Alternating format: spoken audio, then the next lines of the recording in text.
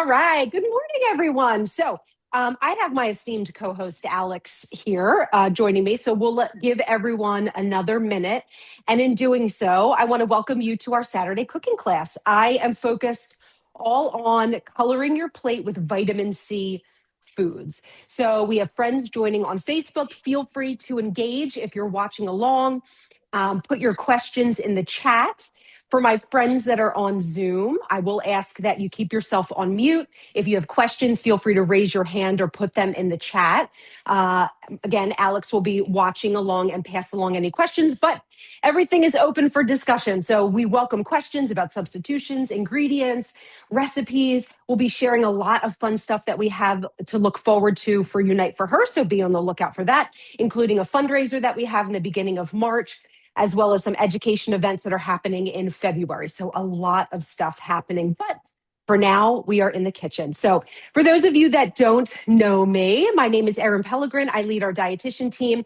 You may see me with Sue leading our education events. And we love coming to you from our kitchens with seasonal, delicious recipes.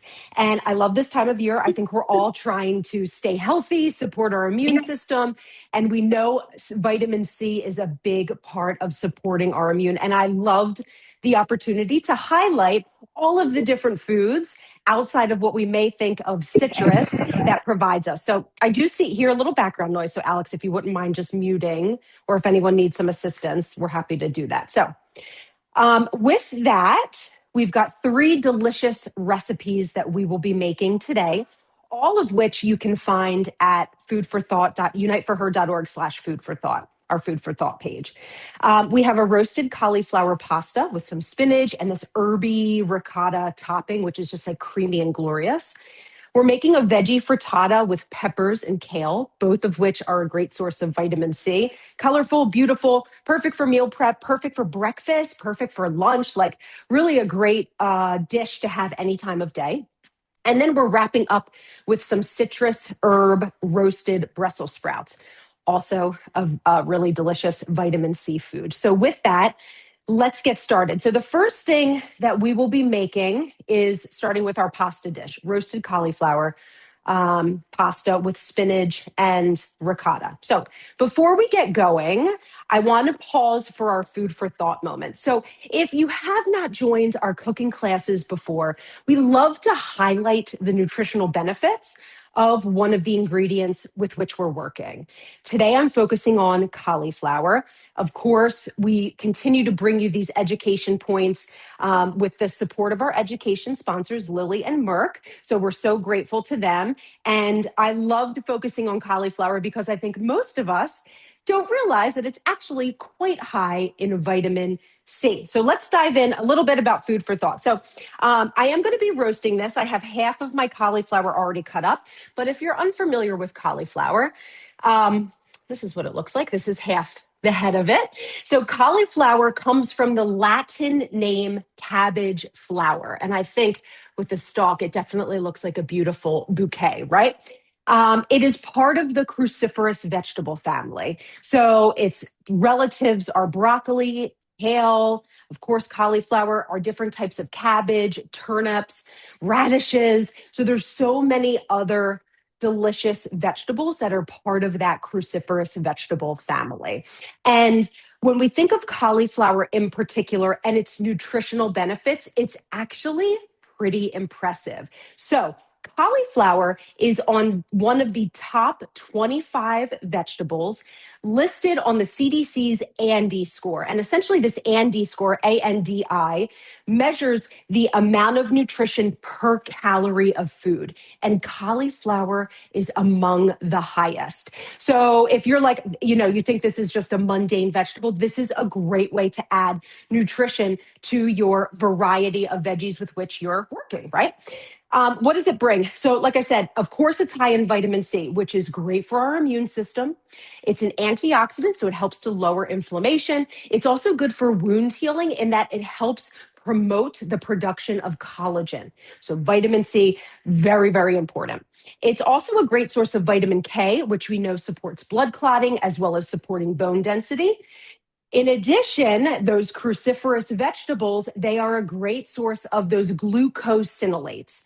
So these are that sulfur compounds that often give this family of vegetable that sort of sulfur smell when we work with it, but it's actually really, really healthy. So when we chop it or we're chewing it or we're breaking down these cruciferous vegetables, we're breaking down those glucosinolates. And in particular, two compounds, sulforaphane and indoles, that are found in all of our cruciferous vegetables, are what have most been studied in terms of their risk reduction for cancer. So a lot of healthful benefits, a lot of science and research behind the benefits of them. So we also know that those sulforaphanes are good for vascular health, so blood circulation. So many healthful benefits. And like I said, among the healthiest of all of the vegetables that we can consume.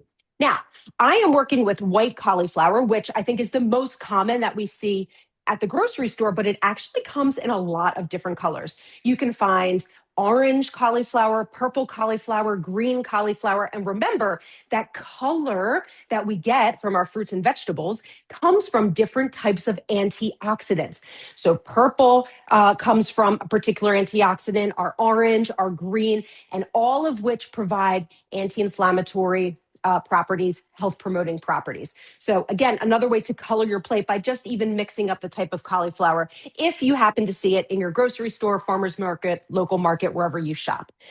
And then finally, it's really versatile. So cauliflower rice, you can have that in quick steaming. You can roast it, grill it, you can mash it, you can puree it into a soup. Today, we're going to be roasting it as part of our pasta dish, but it is really delicious and really versatile and wildly nutritious. So with that, that is my food for thought moment. So let's get working with our cauliflower. So for our pasta dish, the first thing that we're going to do is roast our vegetables. So I have a baking sheet here. I'm going to throw some broccoli along with this as well. Remember, it's relative of, thank you, Alex, our relative of cauliflower. So I have some florets that I just cut into pieces, and we'll finish that with our cauliflower here. So we've got a stem down here. I'll just cut those florets right out of it. And, an important point that I like to call out when we're roasting and we're preparing our vegetables is just to make sure that everything is pretty uniformly cut. So there's even cooking, there's even roasting, right? If most of your florets are on the smaller side, make sure they're all on the smaller side. Whereas if you have big ones and small ones, it can just make for uneven cooking, roasting, steaming, what have you. So just make sure everything is kind of even. They go in. We'll finish these. And this is a really simple pasta dish. Yeah, you could also prep these by just using your hands. So I am using a knife, but by all means, breaking up cauliflower florets break apart really easily. So if you have young ones in the house that are just learning to cook and want to become more familiar with recipes, having them prep some of the florets is a great way to teach that. So we've got very simple seasonings here. So on our baking sheet, I'm using some parchment. My oven is already preheated. And honestly, you could dress your veggies in a large bowl like this, but I'm just going to do it right on the baking sheet. Try your best to make sure that everything is evenly laid out. If you're a little cramped, that's okay, but try to space it out as best as you can. Now, we're going to add a couple tablespoons of olive oil. You don't want to add too much. We don't want our veggies to be soppy, but we want enough liquid that it holds all of our seasonings and flavorings to the vegetable. I have some Italian seasoning mix here, and then I'm going to add some salt, and I'll add some freshly black pepper. And then I am going to use my hands, and we're just going to get this all evenly mixed. My oven is preheated to 375. You can roast sort of the sweet spot, and I'm going to apologize in advance because the pepper, I can tell, is already going right up my nose. So if I happen to sneeze, I'm really sorry, but sometimes that happens. So just do your best to make sure it's evenly coated. Some of our recipes today call for a temperature of 400, or I'm just going to bake everything on 375. Both temperatures work well. If you know your oven best and you prefer to roast at a higher temperature, maybe something like 400, that's fine. All right, these look great. So everything is evenly coated. Again, this is a great way to get some of the kiddos involved. And then we'll lay everything out as evenly as we can. Make sure it's in one layer. And we'll let this roast. We'll start with about 15 minutes. I'll give this a shake around and we'll see where we stand, and maybe another 5, maybe another 10 minutes after that. So let me pop this in the oven. I will put this on the upper rack because the next dish that we're popping into, our frittata, I'm going to bake on our middle rack. So let me pop this in the oven. Erin, could you use frozen broccoli and cauliflower? I'm going to wash my hands. You know what? For roasting, you could for this recipe. I Okay, would not roast it because, great question, actually. I love using frozen vegetables, wildly versatile. But for roasting, when you defrost them, it changes the texture because they're already blanched. got it. However, what you could do is defrost them and then start them right in the pan.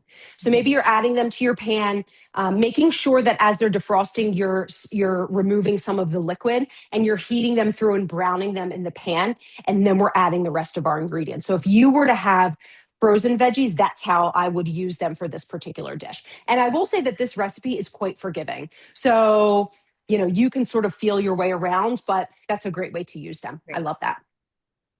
Perfect. All right, let's make our veggie frittata. So for this, I'm using a large fry pan. You want to make sure that there is a dish that is oven safe, that can go from the stovetop to the oven. So some pans that I've worked with have like a wooden handle. I would not use that. So you want to make sure that this is oven safe.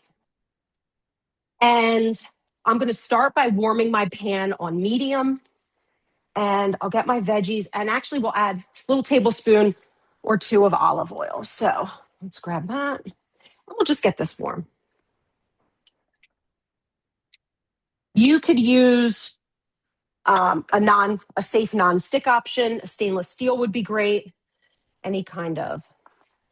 And I am giving you suggestions for veggies that you can add to your frittata. But again, this is the benefit of a frittata, that there you could do practically anything with it because there's any kind of vegetable that you have. And in fact, going back to your question, Alex, if you have any of these that are frozen, they're perfect for adding into a frittata, right? So this is another great way that you certainly could use fresh, but you also can use frozen as well. Um, so we're going to start by just prepping our veggies on the stove top. So what are we using? I'm going to add some scallions. You could do shallots as well to get started. And then I have a bell pepper here. So bell peppers, especially our colorful bell peppers. I already did some chopping, but you can see I found these really pretty bell peppers. And I thought, oh, I love all that. But our colorful bell peppers are also among the highest sources of vitamin C. And I'm just going to thinly slice these. Thinly slice and then chop them as small as you can. This is great. And again, for those that are watching on Facebook, welcome. Feel free to use the Facebook chat if you have any questions. All of our recipes are available on Food for Thought, including Michelle's. She's cooking along and making immune supporting recipes. So if you haven't joined, our cooking classes are open to the public, so everyone is welcome. We love it.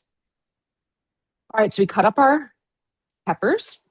Erin, we have no oven. Are there stovepipe options for the two baked recipes? Are there? Yes. So for, yeah, let me think about that. Okay. Um, you could absolutely. So instead of roasting your cauliflower and um, broccoli, you could like grill it. You could grill it on the stove top. You could brown it on a stove top. So you could just cook it and brown it a different way. So you could do it that way. Could you air Or fry it? you could pan fry it. I might. I might do, if you have like a cast iron grill and then just use a grill top on your stove, you could do that too. And that way you're kind of getting a finished texture product that is similar to roasting. And So how that about might the air be fryer? an air fryer. Yeah. Oh, yeah. Absolutely, you could air fry those veggies at 100%. So remember, that's a great point.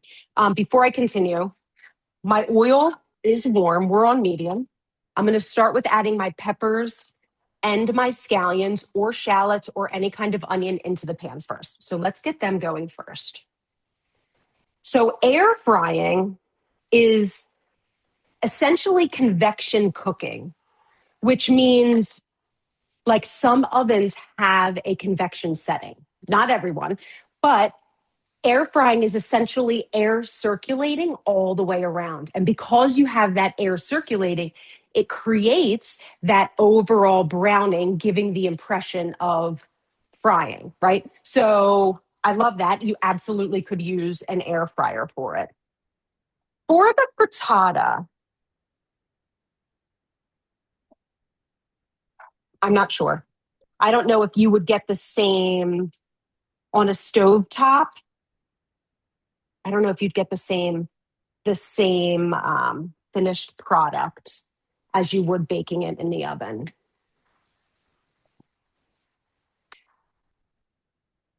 I'm not sure.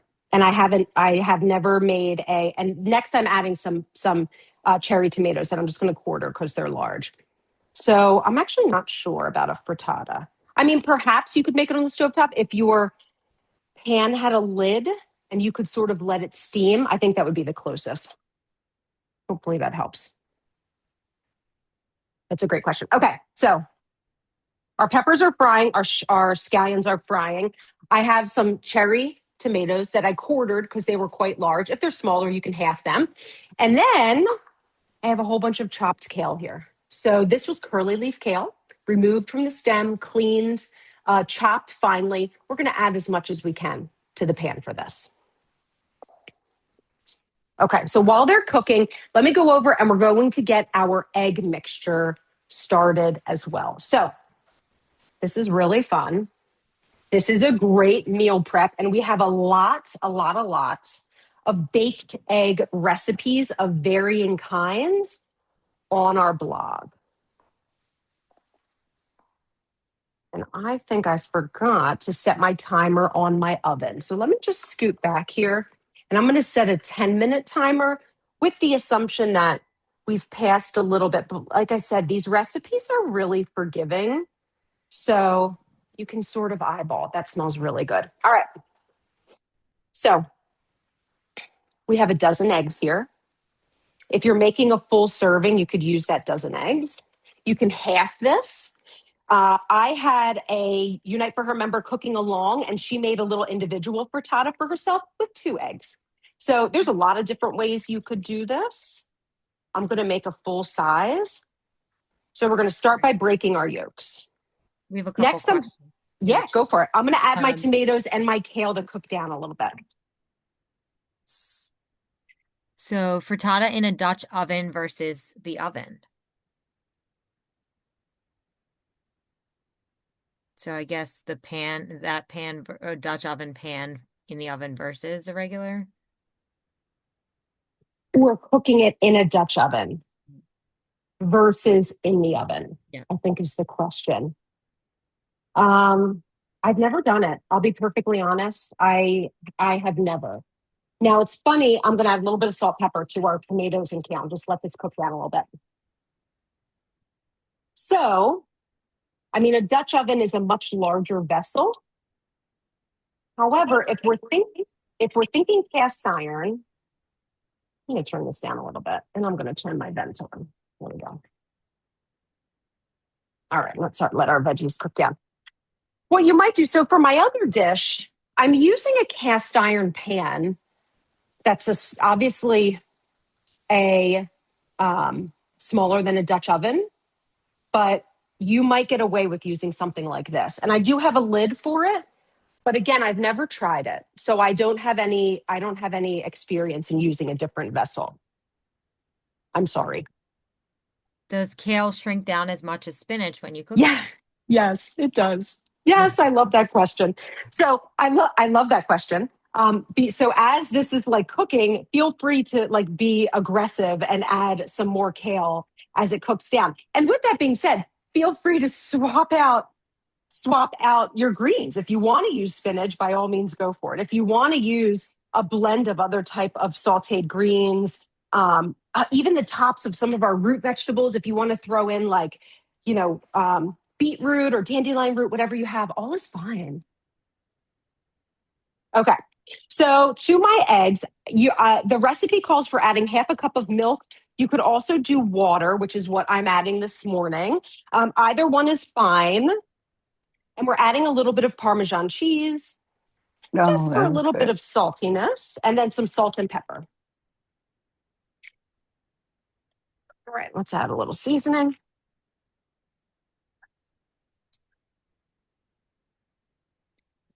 Okay. Sometimes what I also do is I add to my frittatas a little bit of hot sauce. There's a Mediterranean egg baked casserole on our website that is made in a casserole dish, and I do add a little bit of hot sauce, a couple dashes. It does not make it spicy, but it just adds like a really lovely flavor. So we'll get this all mixed, set this aside. Let's check our vegetables. I don't want to overly cook my vegetables because we're going to continue preparing them in the oven. So these actually look good to me. Our kale is like brighten. So when you're things with a lot of our vegetables, especially things like green beans and our lettuces, as they cook, they'll get nice and bright. So they're starting to wilt, but not too much. So for me, this is really ideal for how I like my veggies and my frittata. So with that, I'm going to take this off heat and to our mixture, we're going to add and pour our dozen eggs right on top. What kind of hot sauce do you use? I'm going to turn this on once more. Let that turn off. Anything? Oh gosh, what do we have? I mean, we have like Frank's hot sauce. I've used Hank's hot sauce. I mean, anything. You could really be versatile with it. So whatever you have is totally fine. Whatever you prefer, whatever kind of spice that you like, all good. So our egg mixture, let's just add that right on top. See if I can get this going again.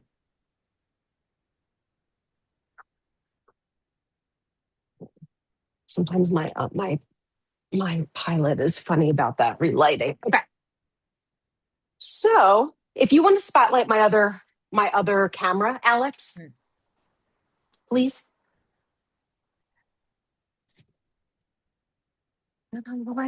Perfect. Okay. So we poured our egg mixture in. I wish I could get this lit. That is like a disaster. Okay. So I might let this go. I'm having some trouble with my burner lighting, so that's okay.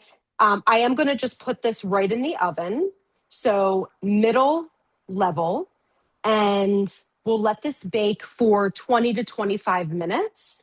It doesn't take long on the middle shelf, and then I'll show you what this looks like. So it is a little heavy. So if you have issues with hand strength or wrist strength, this may be something that you want to ask for a little bit of support with bringing that over. So that is our frittata.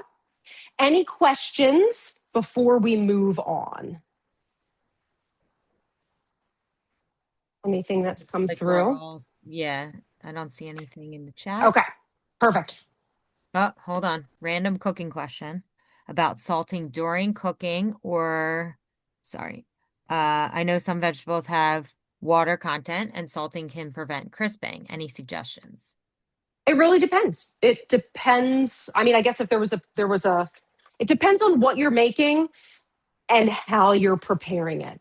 So, for example, if you're cooking mushrooms, I have a really great actually turkey meatloaf recipe that uses an entire package of mushrooms. So I cook them down and I add salt because I wanted to draw some of the water out so that they mix in really lovely and they pick up a lot of flavor of other things that I'm using in the recipe.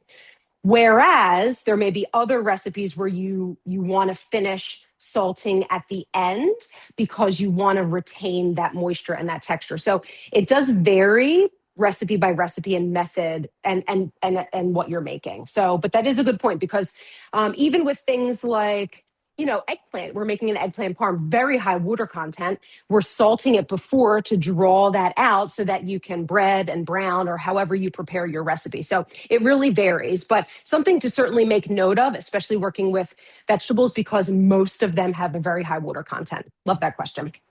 And do you have to turn that frittata over? That's No, you do not. It cooks entirely. And I will show you what we look for to make sure that it is done fully. So we are done with that. Easy peasy. This is what I say. It's a great meal prep option. I love this. lactose intolerance, cheese substitute. You could leave the cheese out altogether. If you were lactose intolerant, don't even worry about it. You could do so. What I used is some Parmesan, which is a harder cheese and a lower lactose cheese. So you could find one that's on the lower end of the spectrum. If you were able to tolerate a little bit of lactose, but otherwise leave it out altogether. You're not missing it. It's still delicious. You've got all the flavor from the vegetables, so you could totally leave it out.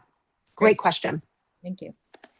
Okay, so we've got a couple more minutes on our roasted vegetables. So let's move over to our Brussels sprouts because we'll do a little bit of swapping when our roasted cauliflower and broccoli are done, and then we'll throw our Brussels sprouts in the pan. So we're also using a baking sheet for this as well.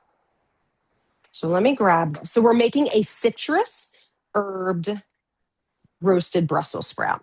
And we're using the flavor of both lemon and orange.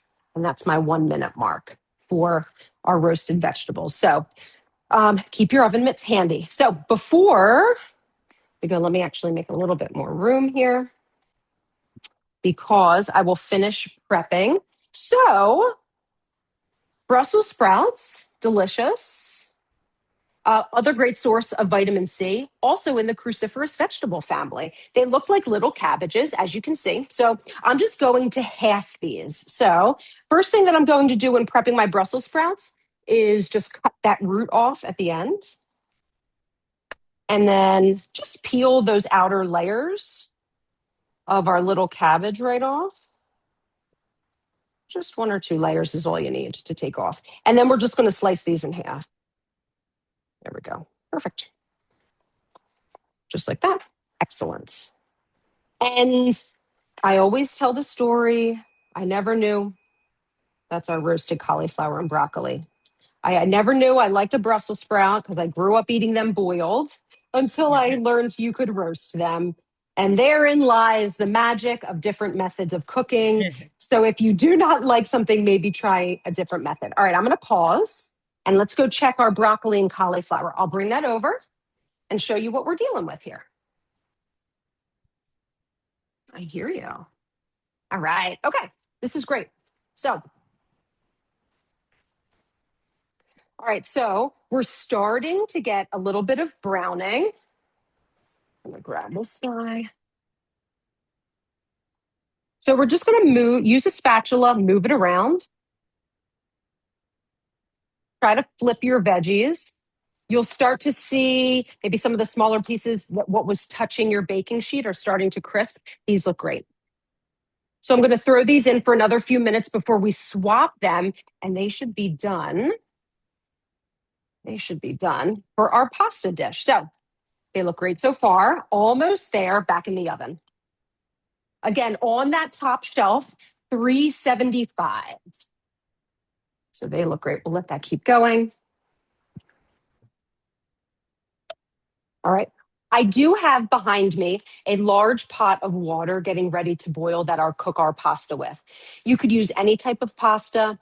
You can use a whole wheat pasta. You can use something that utilizes a different flour, chickpea, lentil, high protein. Whatever you have on hand, whatever you prefer, you could absolutely do that. So we'll get that cooking on the back end in just a moment. All right, last Brussels.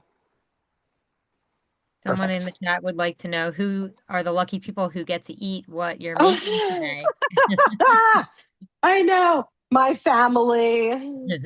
We will have it. The frittata, I tell you, for like the next several days, we will enjoy it. And I really like to make like egg sandwiches. I'll get a whole wheat egg muffin or an English muffin, and I just like make my own little breakfast sandwich with it. It's really delicious. So that is something that is always like a real favorite, especially when you want something warm in the morning, right? When it's cold and the wind is gusting at 45 Yeah. miles an hour. Yes, we do. Perfect. Perfect. Okay, we're almost at a boil, so we'll let that go. Okay, our Brussels. So same concept. We're going to do a little bit of roasting, a little bit of flavoring. So first thing is add some olive oil. Again, not too much. We don't want them to be soppy. We want enough that it holds all of our delicious flavorings. I am using a microplane, one of my favorite tools in the kitchen. And we're gonna grate some fresh garlic. You could absolutely use garlic powder instead. So feel free to swap that out.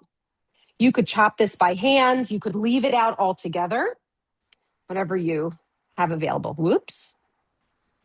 But this is a great tool. If you have like a garlic press, you could use that also. You're getting the same outcome. Okay. So that looks good. We'll get all this sort of delicious fresh garlic on there. Okay, great. Also using the microplane, we're going to zest. So first thing I'm going to zest is my orange. Citrus this time of year is like unreal, right? I do think, there's a reason why our citrus, especially now being so high in vitamin C, is in season to just really support our immune system and all the other processes. So we're grating an orange, and I actually think this is a blood orange. So use whatever is in your grocery store, and then I will slice this and enjoy it as I am cleaning up after class. So don't let it go to waste. All right, perfect. So we want all that beautiful dark orange. We'll scrape this off. Yes, good. And then I'm going to juice and grate my lemon. So the little bit of acid, just going to juice half of it. Actually, let's zest it first.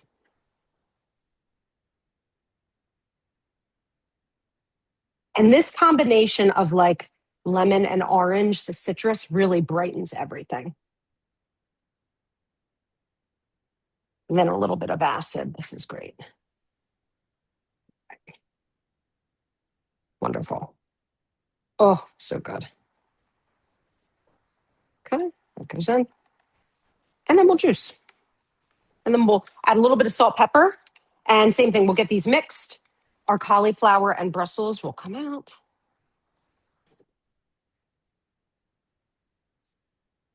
All right, great. Salt,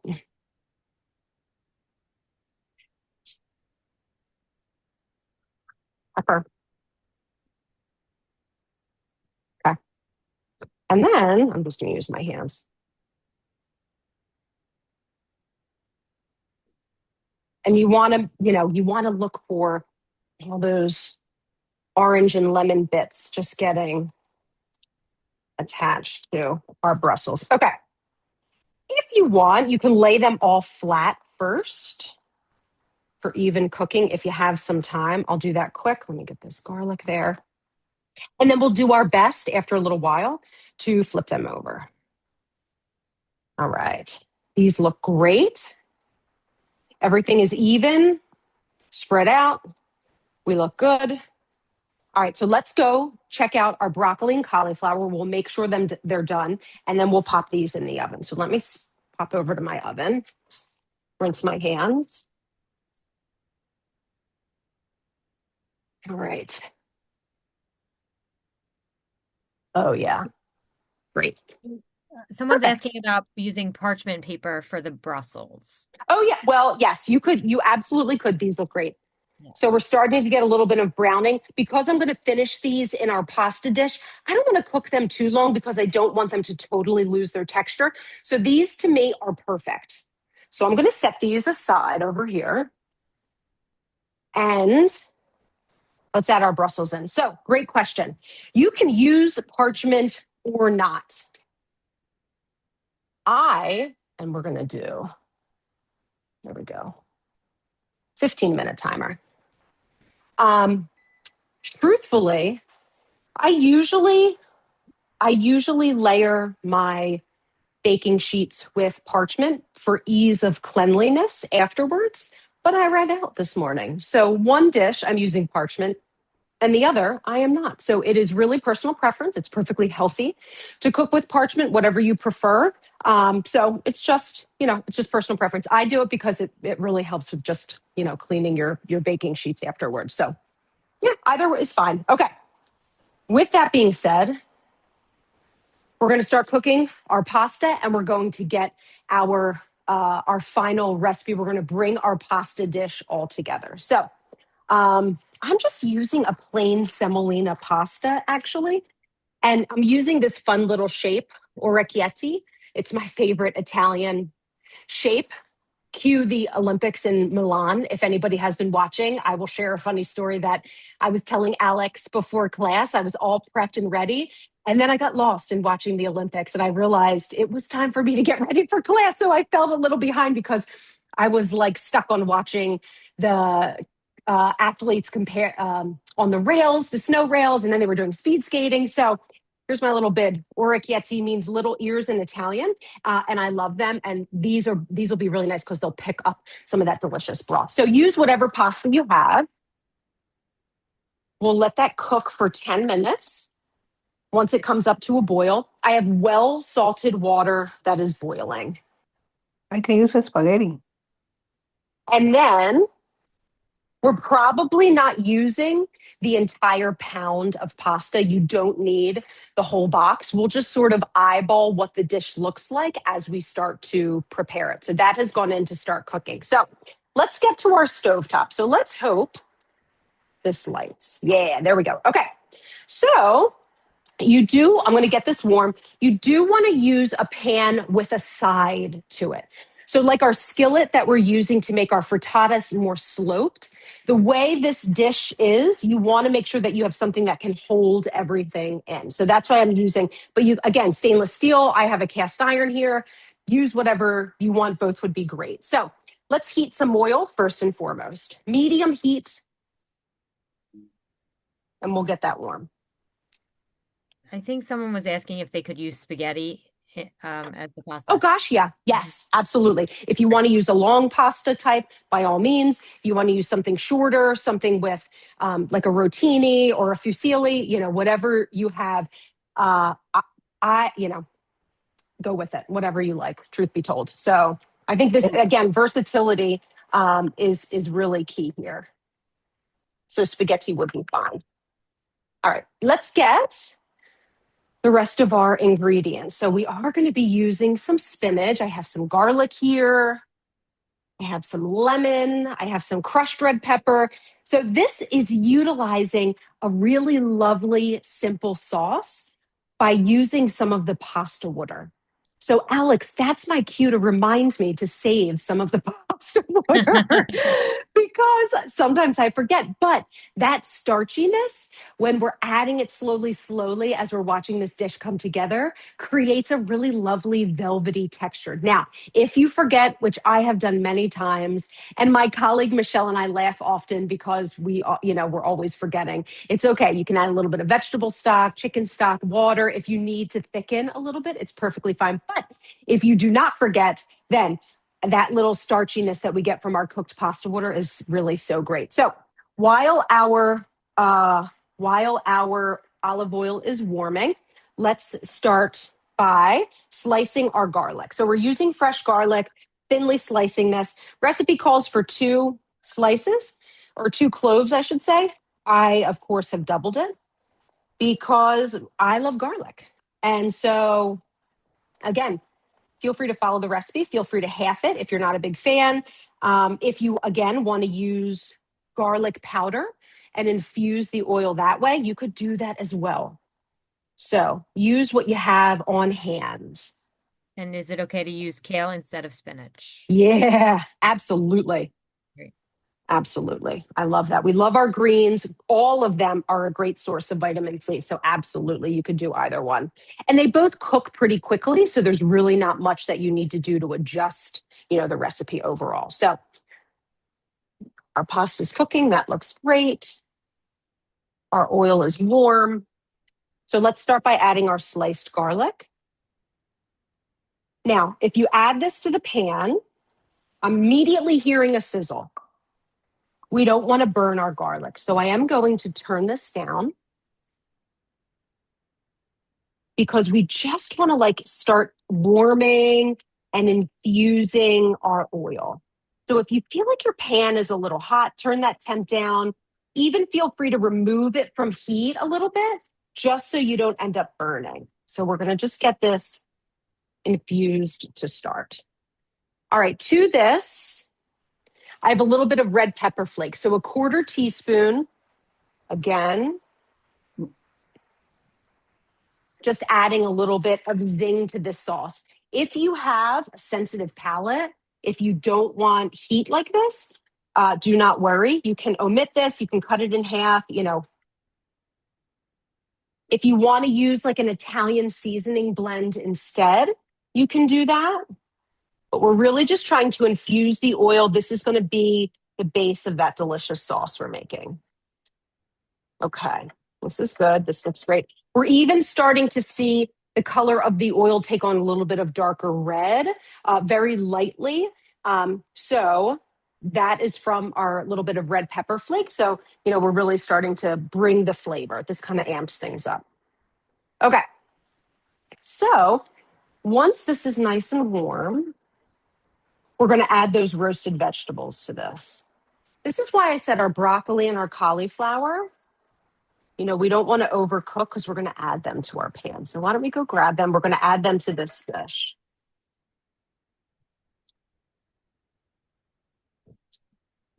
Is that still warm? Yeah. All right. So we'll use our hands. Alex, if you want to bring on that other view again. Okay. But do you want both at the same time? Please. Okay. Yep. We're ready. Thank you. All right. So we'll just add, there we go. Perfect. So, if your pan is a little bit smaller, please don't feel like you need to cramp everything in, right? We don't want to overcrowd. So I do have a little bit left over. I'm just going to set these to the side, and that's okay because I'll enjoy them later. So we're going to let these start to take up some of that flavor and continue cooking here. Great. Good. So we'll let those go and continue to warm through. We'll add our spinach at the very end when we add our pasta. So we're going to let this get warm.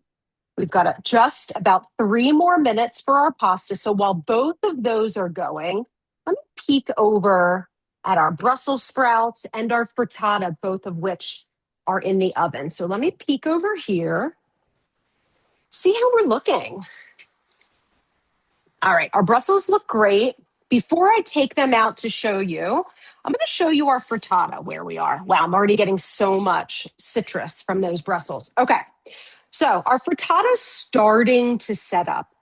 But you see what we're noticing in the middle, there's a little bit of jiggle. There's a little bit, it's not firm in the center. This is telling me we're not quite ready.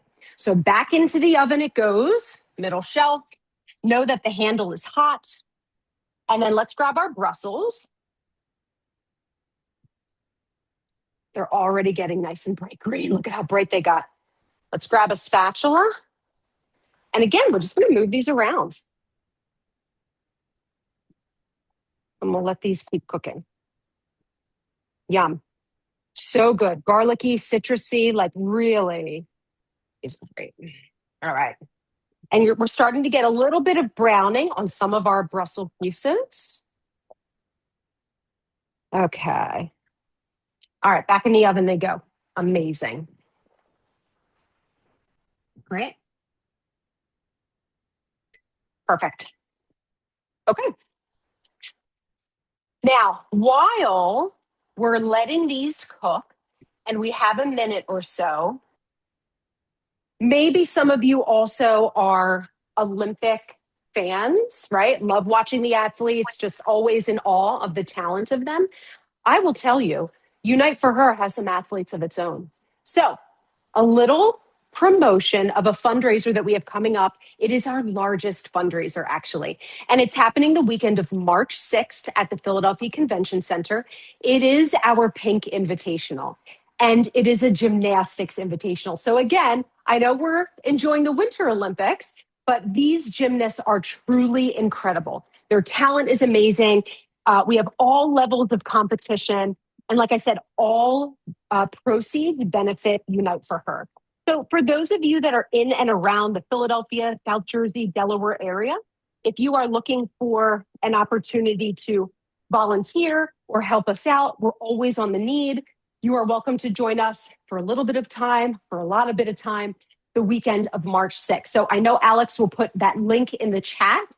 We would love to see you there. It is my personal favorite fundraiser that we do all year. I love all of them, but Pink is especially special to my heart. Yeah, thank you, Alex, because we're always looking for volunteers, but we have our own little competition to look forward to. So I feel like the Olympics are a great way to get us excited for what we have to look forward to in March. So we love that. All right. And our pasta should be just about done. I'm going to taste. It actually might need another minute or so. However, I can steal some of that pasta water. Yeah, it needs a little bit, about another 2 minutes. So let me steal some of this pasta water. Starchy, starchy. And again, it's just as the water dissipates and the starch is left, it's going to create a really lovely sauce. So we'll let this keep going. And we'll let this keep cooking. And then our final steps will be, while that's going, let's make our herby ricotta. So while we have another couple minutes, this is the topper of the cake. This herby, creamy ricotta sort of dollop that we'll use at the end brings everything together. It's super delicious and super easy to make and uses so many different fresh herbs.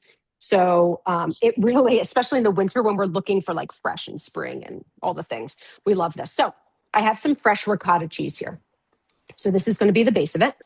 I'm adding 1 tablespoon of olive oil.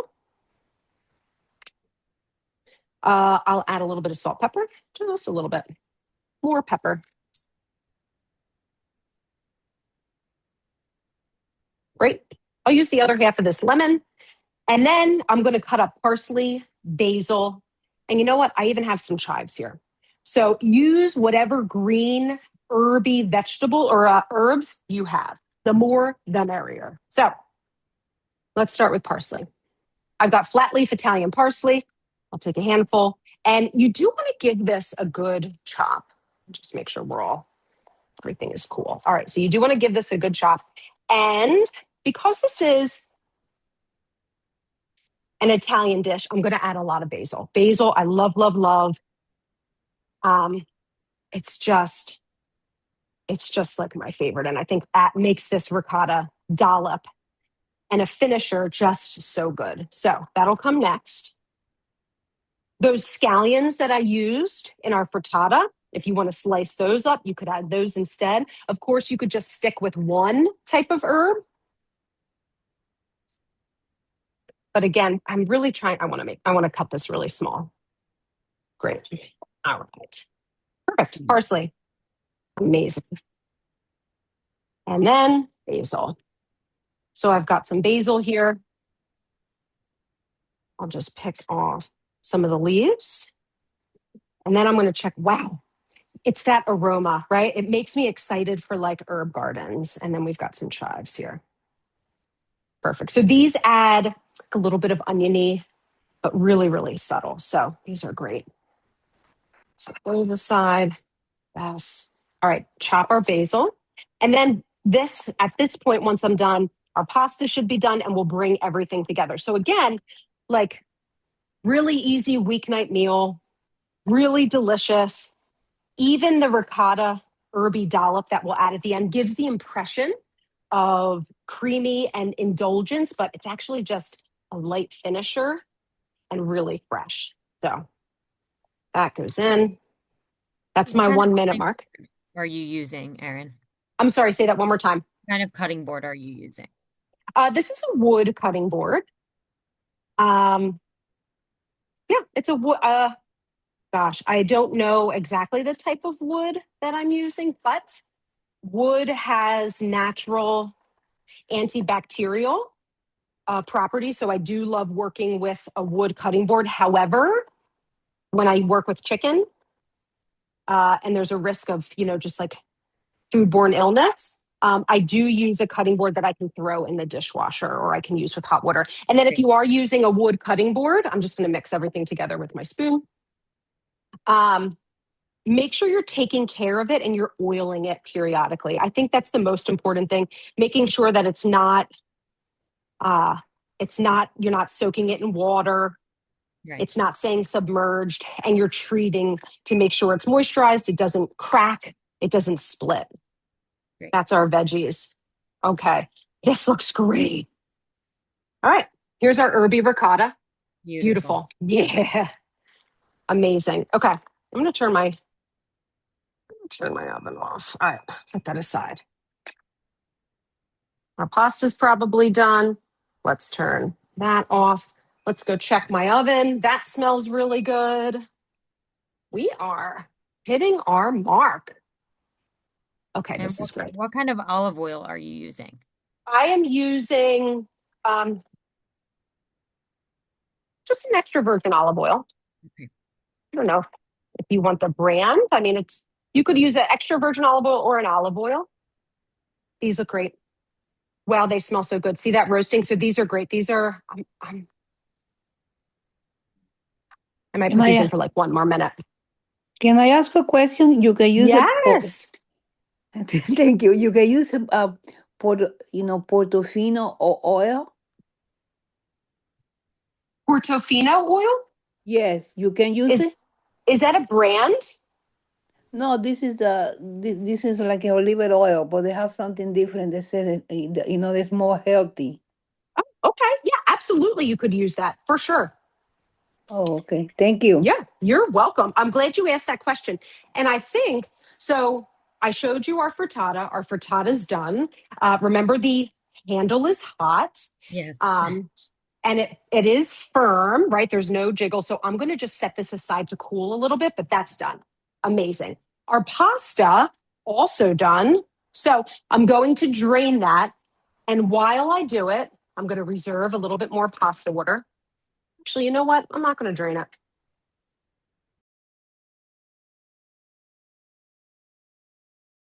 Beautiful. How long does that? I know. So I'm going to start by adding just a little bit of pasta. Again, I'm not going to use the whole pound. We don't want to crowd our dish, right? So this goes in. And how long does the frittata last in the Great. refrigerator? Yep. Thank you. And then I'm going to go back to her olive oil question. Okay, perfect. 5 days. The frittata will last up to 5 days. Stored in an airtight container in the refrigerator. Amazing. I'm going to add our spinach to this too. So again, spinach wilts. So I'm going to mix this in. I have a lid for this pan. I kind of like this to help it along to kind of wilt. So I'm going to do a little bit of mixing, throw my lid on, and let this keep cooking. Let's be careful. All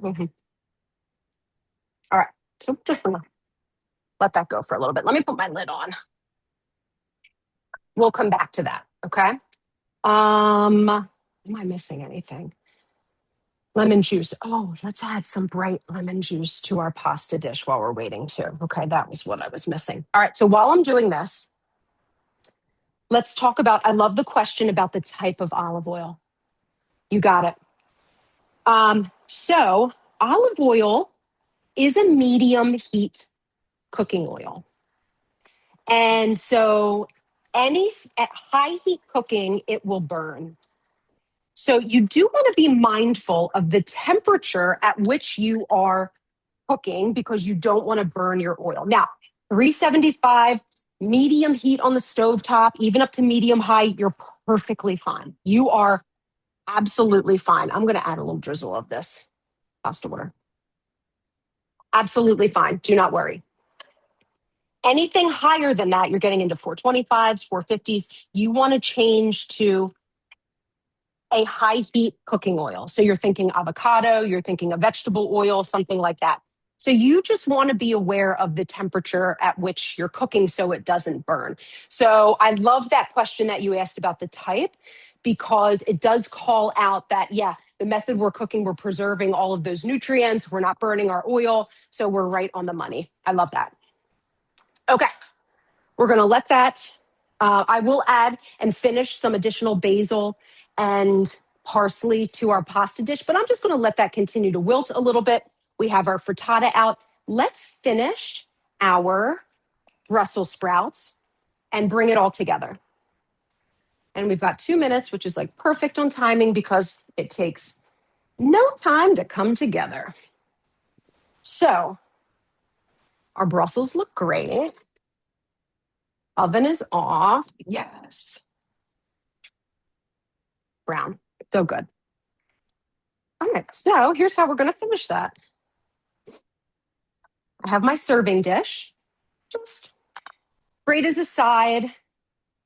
And then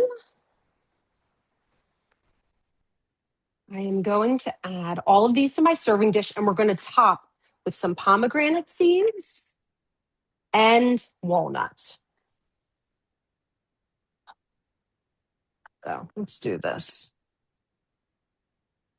For the sake of not having you, watch paint dry. All right. Amazing. So these are delicious.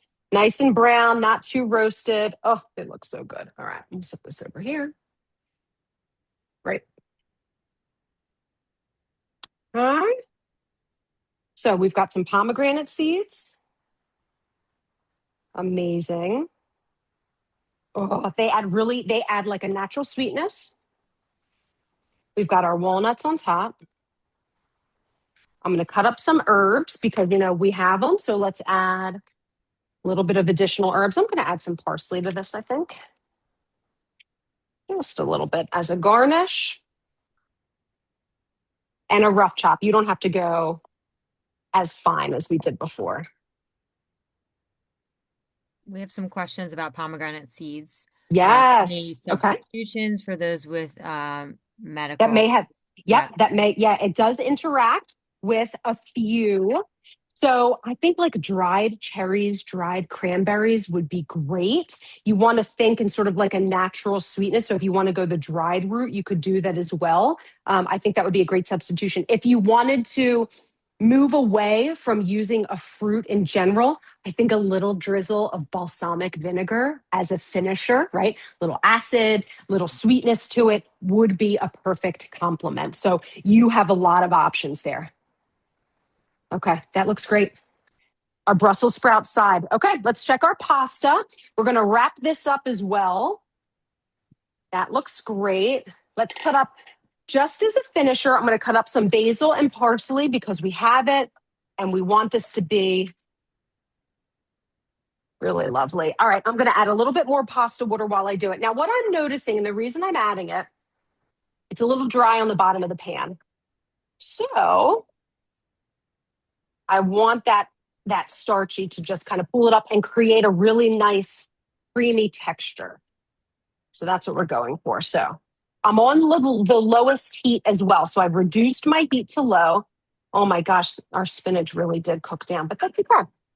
So let's add a little bit more herbiness. While I am cutting up these fresh herbs, as we're wrapping up our day, I want to do a little bit of additional reminders because as I mentioned in the beginning, we've got some great education events coming up in February. So this week, we have our speaker series. Thursday evening, we have a really fantastic physician from Temple here in Philadelphia, Dr. Iman Hamad. She's a cardio-oncologist. She is the head of their Department of Heart Failure and Cardio-Oncology and Heart Transplant at Temple. So for heart, it is February is National Heart Health Month. So we are really excited just to have her come and talk to us about heart health in the cancer population, what patients should know about the medications they're on, and even what to be aware of long term, right? If you're someone that may be past your treatment, if not, significantly past it, are there certain things that you should be aware of regarding your heart health long term? So she will be joining us on Thursday night. Really excited for that.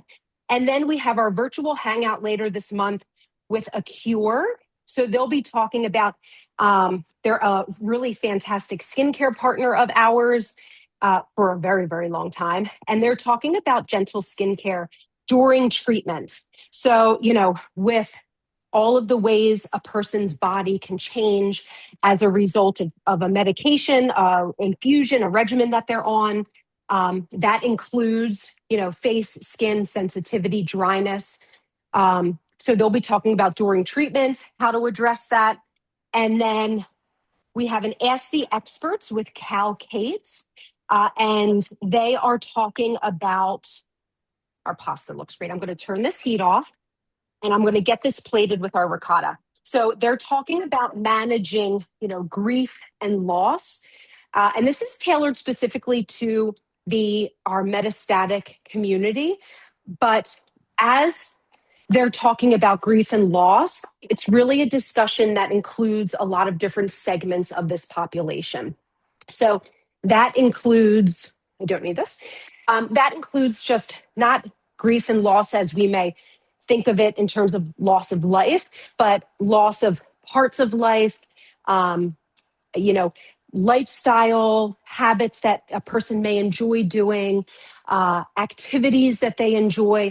So it can look like a lot of different changes that a person may experience.